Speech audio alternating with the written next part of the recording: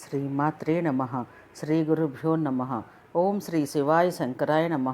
వ్యాసాయ విష్ణురూపాయ వ్యాసరూపాయ విష్ణవే నమో వై బ్రహ్మనిధయే వాసిష్ఠాయ నమో నమ. అందరికీ నమస్కారం. ఛానల్లో ఉన్నవాళ్ళు సబ్స్క్రైబ్ చేసుకోండి. సంపూర్ణ కార్తీక మహాపురాణము 3వ రోజు పారాయణము పంచమాధ్యాయము. శ్రీ శివధను సంపన్న జనకరాజా, శ్రద్ధగా విను. మనం చేసిన పాపాలన్నింటినీ నశింపచేయగల శక్తి ఒక్క కార్తీక మాస వ్రతానికి మాత్రమే ఉంది. కార్తీక మాసంలో విష్ణు సన్నిధిని ఎవరైతే భగవద్గీత పారాయణం చేస్తారో వారి పాపాలన్నీ కూడా పాము కుబుసంలాగా తొలగిపోతాయి. అందుకే 10-11 అధ్యాయాలను పారాయణ చేసేవారు వైకుంఠానికి క్షేత్రపాలకులవుతారు. ఎవరైతే కార్తీక మాసంలో తులసీ దళాలతో కానీ తెలుపు లేదా నలుపు గన్నేరు పూలతో కానీ విష్ణు పూజను చేస్తారో వాళ్ళు వైకుంఠానికి చేరి విష్ణు సమభోగాలను అనుభవిస్తారు. ఈ కార్తీక మాసంలో హరిహరులు ఎవరి సన్నిధినైనా సరే, ఏ పురాణైనా సరే ప్రవచించేవారు సర్వ కర్మబంధ విముక్తులవుతారు.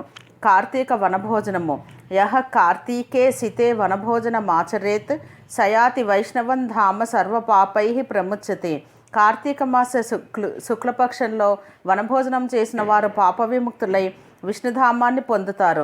జప హోమ పూజ భోజన తర్పణ ఫలాలతో పాపి క్షుద్ర చండాలాది అశౌచవంతుల యొక్క సంభాషణలను వినిన పాపం తుడిచిపెట్టుకుపోతుంది. కాబట్టి మహారాజా, కార్తీక మాస శుక్లపక్షంలో అన్ని రకాల వృక్షాలతో పాటుగా ఉసిరి చెట్టు కూడా ఉన్న తోటలోనే వనభోజనమును ఏర్పాటు చేసుకోవాలి. ఉసిరి చెట్టు కింద సాలగ్రామం నుంచి గంధ పుష్పాక్షతులతో పూజించి యథాశక్తి బ్రాహ్మణులను ఆహ్వానించి గౌరవించి వారితో కలిసి భోజనం చేయాలి. ఇలా కార్తీక మాసంలో వనభోజనాన్ని ఎవరైతే నిర్వహిస్తారో వారు ఆయా కాలాలలో చేసిన సర్వపాపాల నుంచి తెములుకుని విష్ణులోకాన్ని పొందుతారు. జనపతి ఈ కార్తీక మహత్యాన్ని భక్తి శ్రద్ధలతో విన్న బ్రాహ్మణుడు ఒకడు దుర్యోని సంకటం నుంచి రక్షించబడ్డాడు. కథ చెబుతాను విను. దేవదత్తోపాఖ్యానము. పూర్వం కావేరీ తీరంలో దేవశర్మ అనే సద్బ్రాహ్మణుడు ఉండేవాడు. అతనికి ఒక పరమ దుర్మార్గుడైన కుమారుడు కలిగాడు. అతని పేరు దేవదత్తుడు. అతగాడి దుష్ట ప్రవర్తనలను గుర్తించిన తండ్రి అతగాడిని పాప విముక్తిని చేయాలని సంకల్పించి, నాయన, రోజు కార్తీక ప్రాతస్నానాన్ని ఆచరించు. సాయంకాలమున హరిసన్నిధిలో దీపారాధన చేస్తూ ఉండు. ఈ విధంగా కార్తీక వ్రతాన్ని ఆచరించి ధన్యుడివి అని చెప్పాడు. కానీ దుర్వర్తనుడైన ఆ బ్రాహ్మణ పుత్రుడు తాను అటువంటి కట్టుకథలు నమ్మనని, కార్తీక వ్రతాన్ని ఆచరించనని తండ్రికి ఎదురు తిరిగాడు. అందుకు కినిసిన దేవశర్మ తన కుమారుడిని అడవిలోన చెట్టు తొర్రలో ఎలుకవై పడి ఉండు అని చెప్పించాడు. శాపానికి భయపడిన ఆ విప్రకుమారుడు తండ్రి పాదాలపడి తనకు తరుణోపాయం చెప్పమని కోరగా, ఆ తండ్రి, నాయన, నీవు ఎప్పుడైతే కార్తీక మహత్యాన్ని సంపూర్ణంగా వింటావో అప్పుడే నీ ఎలుక రూపం పోతుందని శాప విముక్తి అనుగ్రహించాడు. దేవదత్తునికి శాప విముక్తి. పితృశాప కారణంగా అప్పటికప్పుడే మూషిక రూపాన్ని ధరించిన బ్రాహ్మణ యువకుడు గజారణ్యంలో ఫలవంతమైనదే, అనేక జంతువులకు ఆధారభూతమైనది అయిన ఒకానొక మహావృక్ష కోటరంలో మనసాగాడు. ఇలా కొంతకాలం గడిచాక ఒకానొకప్పుడు మహర్షి అయిన విశ్వామిత్రుడు శిష్య సమేతంగా కార్తీక స్నానం ఆచరించి వచ్చి ఆ ఎలుక ఉన్న చెట్టు మొదలనందు విష్ఠుడై తన పరివారానికి పరమపావనమైన కార్తీక మహత్యాన్ని వినిపించసాగాడు. ఆ సమయంలో దయాహీనుడు, పాపాల పుట్ట, అడవి జీవాలను హింసించి పొట్టపోసుకునేవాడు అయిన ఒక కిరాతకుడు ఆ ప్రాంతాలకు వచ్చాడు. పుణ్యపురుషుల దర్శనం వలన ఉపకారమే కానీ అపకారం ఏనాడూ జరగదు. అదేవిధంగా విశ్వామిత్రాది తపోబృంద దర్శనం మాత్రం చేత రవంత పశ్చాత్తాప్తుడు జ్ఞాని అయిన ఆ కిరాతకుడు వారిని సమీపించి, అయ్యా, మీరు చెప్పుకుంటున్న కథలేమిటి అని అవి వింటుంటే నాకు ఈ కిరాతక జీవితం పట్ల చిరాకు పుడుతోంది. దయచేసి ఈ రహస్యం ఏమిటో చెప్పండి అనగానే అతనిలో వివేకం విచ్చుకుంటున్న వైనం గమనించిన విశ్వామిత్రుడు, నాయన, మేము కార్తీక వ్రతాన్ని ఆచరిస్తున్నాము. ఈ కార్తీక మాసంలో ఎవరైనా సరే తెలిసి కానీ తెలియక కానీ స్నాన దాన జప తప పురాణ శ్రవణాదులను చేసినట్లయితే వారు వారి సర్వ పాపాల నుంచి విముక్తులవుతారు. ఈ వ్రతాన్ని భక్తితో ఆచరించే వాళ్ళు జీవన్ముక్తులవుతారు అని తెలియజేశాడు. ఈ విధముగా కిరాతకునికి చెబుతున్న కార్తీక మహత్యాన్ని వినడమే తడవుగా తొర్రలో ఉన్న ఎలుక తన శాపగ్రస్త రూపాన్ని వదిలివేసి పూర్వ యువ బ్రాహ్మణ రూపాన్ని పొంది విశ్వామిత్రాదులకు ప్రణమిల్లి తన పూర్వపు గాథను వినిపించి ఆ ఋషుల నుండి సెలవు తీసుకుని తన ఆశ్రమానికి తరలిపోయాడు. అనంతరం ఆ కిరాతకుడు కూడా విశ్వామిత్రాదుల వలన కార్తీక మహత్యాన్ని కడకంట తెలుసుకొనడం వల్ల ఆ జన్మకి కిరాతకుడయ్యి కూడా దేహాంతరాన ఉత్తమగతులను పొందాడు. కాబట్టి ఓ జనకుడా, ఉత్తమగతులను కోరేవారు ప్రయత్నపూర్వకంగా అయినా సరే కార్తీక వ్రతం ఆచరించాలి, లేదా కనీసం కార్తీక మహత్యాన్నైనా భక్తి శ్రద్ధలతో వినాలి. పంచమోధ్యాయ సమాప్త. షష్టాధ్యాయము. శ్రీ వశిష్ఠుడు చెబుతున్నాడు, రాజర్షి జనక, ఈ కార్తీక మాసం 30 రోజుల్లో కూడా ఎవరైతే శ్రీ మహావిష్ణువును కస్తూరి గంధాదులతోనూ పంచామృతాలతోనూ అభిషేకిస్తారో వారికి 10,000 అశ్వమేధాలు చేసిన ఫలితం లభిస్తుంది. కార్తీక మాసంలో సంధ్యావేళ విష్ణువుని సన్నిధిలో దీపారాధనం చేసినా దీపదానం చేసిన వారు విష్ణులోకాన్ని పొందుతారు.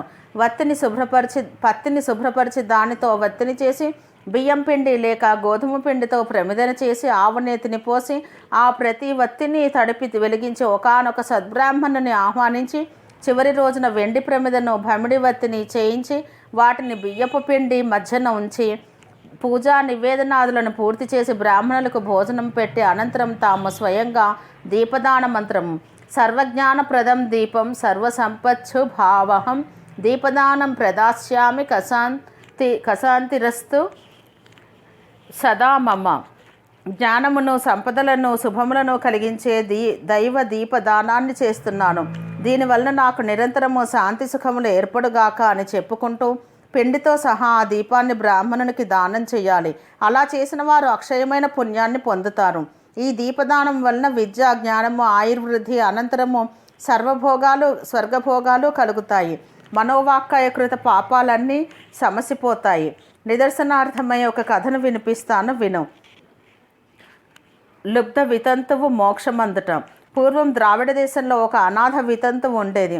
ఆమె రోజు భిక్షాటనం చేసి వచ్చిన దానిలో మంచి అన్నమును కూరలను విక్రయించి తాను దూషిత అన్నంతో తృప్తి పడుతూ డబ్బును వెనకేయసాగింది. ఇతరుల ఇంట్లో వంట పనులు చేసి కుట్టు పనులు మొదలైనవి చేస్తూ ప్రతిఫలంగా వారి వద్ద కొంత ద్రవ్యాన్ని తీసుకుంటూ ఉండేది. అదీకాక ద్రవ్య భిక్షాటన కూడా చేసేది. ఇలా నిత్య ధనార్జనాలగ్న మానసైన ఆ వితంతువు డబ్బు సంపాదించడమే తప్ప ఏనాడు హరినామస్మరణ చేయడం కానీ, హరికథనో పురాణాన్నో వినడం కానీ, పుణ్యతీర్థ సేవనము కానీ, ఏకాదశి ఉపవాసము కానీ చేసి ఎరగదు.